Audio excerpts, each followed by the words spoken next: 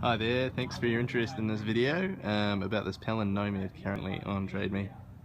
I thought this might be a more effective way to show you it than, just putting millions of photos on and lots of explanation. Me being a less than perfect rider. Yeah, I'll take you through it. We've owned it for about 3 years now, and had a huge amount of use each year, except for this one. Basically, only made it out once. And it went perfect, so yeah, it's just a shame to not be using it, so I think it might be time to sell. Key features, someone already asked about the inside, which is pretty plush really. You get these nice lights, which I think even work, yep. Both sides. This bottom piece lifts up to form a, well, basically once you put this up to this level, those then fit in there, so you have effectively a really big double berth. Beyond that, what else? Comes with these two tow tanks. That battery is out of my ute, so I'll see if I can find a smaller one to include with it, and I'll comment about that, whether or not I found one before the auction closes. This bait board we made for it, which just sort of clamps onto the back there, so that just slips off when you want to put the motor up or anything. Okay, sorry about that, just ran out of space on my phone, so deleted some stuff and we're back. So I was saying, I don't know when it cut out, but the pin tilt, as far as the electrics go, that is one thing which has been rock solid. The pump itself could use a bit of a top up with oil and just bleeding, because as you can hear, it's kind of like over, well, there's some air in the system, so it'll sound like it's doing work and it'll sound like it's doing nothing. So anyway, it comes with most of a bottle of this, which is the grade of oil that the manual recommends for replacing that. Let's see what else. It does have, it's got under here, it's got a huge in-floor fuel tank, which is about 100 litres from memory. It's got that big grunty fuel filter. I mean, obviously that looks a bit shit, but that's just the filter housing, everything else is good. But I tend not to use the in-floor tank because it's, I don't know, fuel goes stale in there, it's just so hard to flush it out and stuff, so just use these. The boat comes with two of them and they both got these OMC type fittings on, so easy to change over. What we actually did is use the in-floor tank, or underfloor built-in tank, just for ballast for wakeboarding, filled it up with water. So yeah, that's quite good, get a bit more weight with that. There's a little fuel filter that you can actually see whether it's jammed out the shit or not. Obviously primer bulb, teed for the aux motor. By the way, no aux motor included, but that is a Yamaha one, so all you need to do is get whatever you need for your outboard. Nothing if it's a Yamaha, and then that'll go straight on. This here obviously is the motor, 115, I think it's 1979 from memory, thereabouts. It comes with that there, that's an 85 horsepower power head, and if you look over there, that's the same, that's the leg off that 85. They're identical legs wise, and there's lots of parts shared between them, like even the 85's like 2/3 of the 4-cylinder version of the 6-cylinder 115, so chances are if anything breaks on there, you might be able to get it off that one. So that's all included. What else? Yep, as is almost full bottle of that, measuring, well, that's 2-stroke oil, the measuring jug for it. So you get these great little fish bins slash chili bins. They have two, so you can see one bung there and one drains out of there, so you've really got good control over, well, you can leave the ice in there or let it drain out as it melts. You won't be able to see it behind that battery, but there is also a large bilge pump which exits there, sort of 1,000 gallon per hour type size. There's another of those fish bins, that one's a bit cleaner. Lots of cup holders, all of them work except that one, but it comes with a couple of spares anyway. Sorry about that, ran out of space for a second time. Deleted more stuff, hopefully that's the last time I'll have to do that.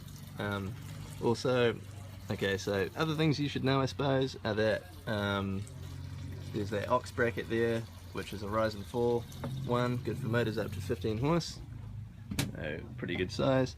There's also this swim ladder, which is collapsible and goes nice and deep in the water, so super easy to get out of. There's this contraption, a wakeboard tower that we constructed. Now, I am a certified stainless welder, however, this was made in something of a rush, so while it's entirely functional, very strong, and it's been well used, it's not super pretty everywhere, but it's okay, and it's definitely not going anywhere. Oh well, look, the neb lights are on.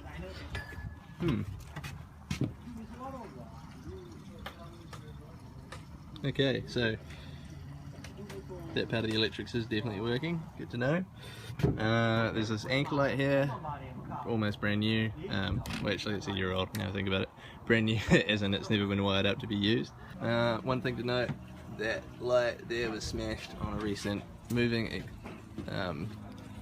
well, yeah, when we had to shuffle it around urgently to fit all this crap in. Excuse the mess, we're moving and there's stuff being built on this site.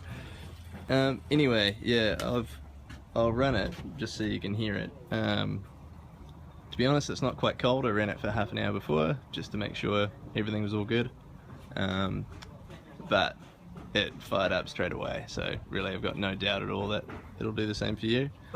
Alright, so I'll just push that in, move the old lever forward, and we should be a bit of fast idle then, give it a crank.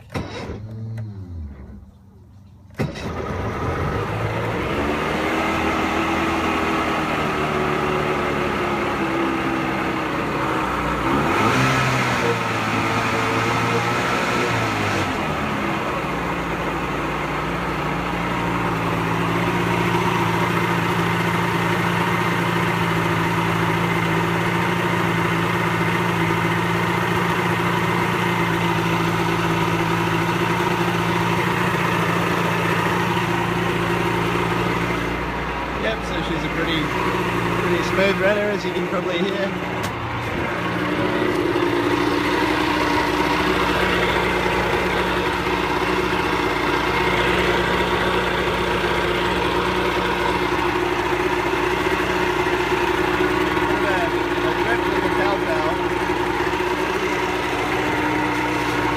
Sorry, what I was saying there is you can see there's only a drip from the telltale, but I find when it's in the sea it's way better, and you can tell looking at the exhaust ports that there's plenty of water coming out of there. I'll just get a close up for you.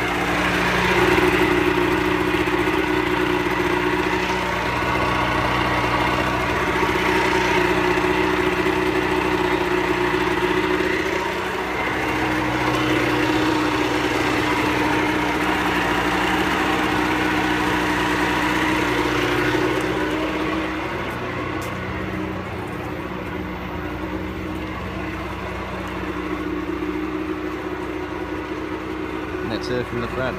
I'll just show you this windscreen thing from the inside.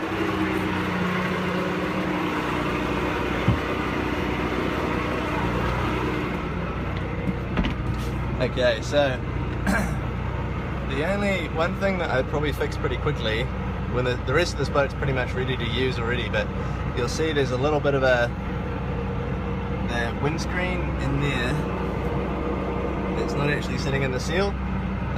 So with a bit of wiggling it should get back in there, and then I'd probably silicone it or something just so it doesn't leak, because you can see water's gone in here and like it does not sound rotten at all to me, but still, yeah, it's just when the cover came off some water got in there, so just thought I'd let you know. Paint cracking and stuff, that'll probably need a touch up, but yeah, so that's that. Just thinking, is there anywhere else, anything else to cover? So we'll see if it'll idle. Yeah, cool. So that sounds about right to me. When you first start, it probably idles a little bit lower than that, but I'm sure that'll be fine. You wouldn't need to change that before you take it out. I'll just give it a rev. Just put the phone down so I can do the fast idle.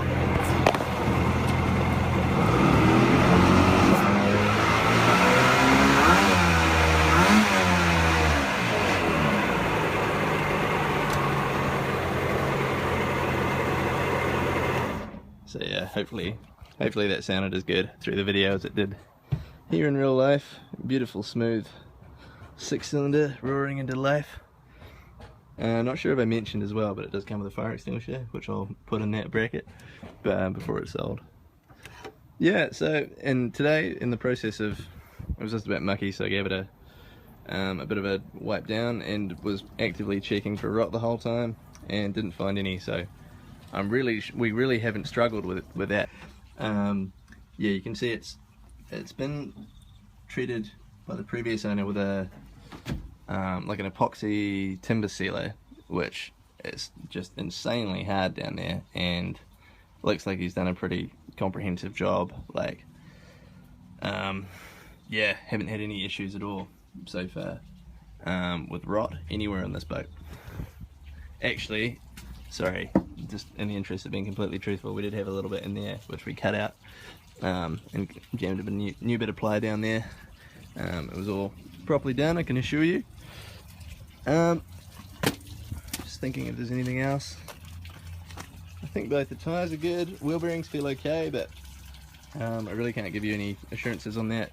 They're the same ones that came in it when we bought it, and our boat ramp's only sort of the furthest one we go to is half an hour away, so we probably wouldn't find out if they weren't good. What else to talk about? There's a bit of rust in the bottom of the trailer, so to be honest, I don't think it'll get a warrant very easily without some. I mean, like that said, you could fix it all in a day and have it re-galvanized, or treat it with POR 15. Another key feature of it, hopefully you can see that, the gull wing hull. So lots of dead rise, deep V, handles the chop really well, but it's also kind of stable. Like if there's a crosswind, it'll sort of sit over on. Okay, sorry, yet another interruption because of that storage thing. Other good things about it, things to know about it anyway. Really nice 2-speed winch. Handles are a bit rusty at this stage, but that thing is just beautiful. Like, yeah, they don't make them like that anymore. Tilting trailer, handy for those crappy boat ramps. The boat's actually, I don't know if you can see that, but it's actually got a brass rubbing strip going the whole way along the bottom.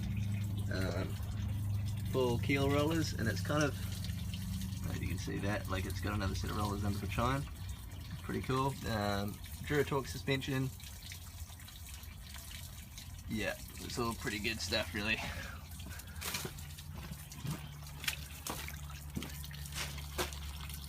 Cool, I think that just about wraps it up. If you have any further questions, of course, do get in touch. I'll see, yeah, ask about any photos or anything you feel like I haven't covered in this video, but yeah, I really think that should give you a better idea than any number of photos would, so yeah, do let me know. Alright, thanks for watching, bye.